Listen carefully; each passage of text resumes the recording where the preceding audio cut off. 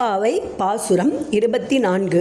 அன்றி உலகம் மலர்ந்தாய் அடி போற்றி, சென்றங்கு தென்னிலங்கை செற்றாய் திரள் போற்றி, கொன்றடச் சகடம் உதைத்தாய் புகழ் போற்றி, கன்று குணிலா எரிந்தாய் கழல் போற்றி, குன்று குடையாய் எடுத்தாய் குணம் போற்றி, வென்று பகை கெடுக்கும் நின் கையில் வேல் போற்றி, என்றென்றும் உன் சேவகமே ஏத்திப் பறைகொள்வான் என்று யாம் வந்தோம் இறங்கேலோர் எம்பாவாய்.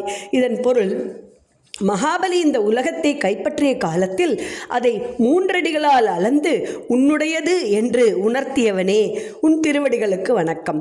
ராமாவதாரம் எடுத்தபோது சீதையை மீட்க தெற்கிலுள்ள இலங்கைக்கு சென்று ராவணனை வெற்றி கொண்டவனே, உன் வீரத்துக்கு நமஸ்காரம். சக்கர வடிவில் வந்த சகடன் என்ற அசுரனை ஒரே உதையில் வீழ்த்தியவனே, உன் புகழுக்கு வந்தனம். கன்று வடிவில் வந்த வத்சாசுரனை தடியாக கருதி அவனை விளாமர வடிவில் வந்த கபித்தாசுரன் மீது எரிந்து அழித்தவனே, உன் கால்களில் அணிந்த வீரக்கழலுக்கு மங்களம் உண்டாகட்டும். கோவர்த்தனகிரியை கொடையாக்கி ஆயர் குலத்தவரை இந்திரன் அனுப்பிய மழையில் இருந்து காத்தவனே, உன் இரக்க குணத்துக்கு தலை வணங்குகிறோம்.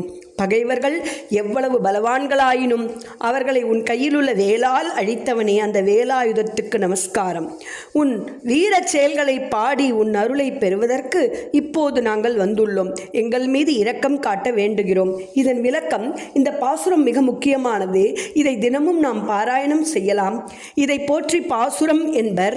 இந்த பாசுரத்தை குழந்தைகளுக்கு கற்றுக் கொடுத்து கண்ணன் பாலகனாக இருந்தபோது நிகழ்த்திய வீர செயல்களை அவர்களுக்கு எடுத்துச் சொல்ல வேண்டும்.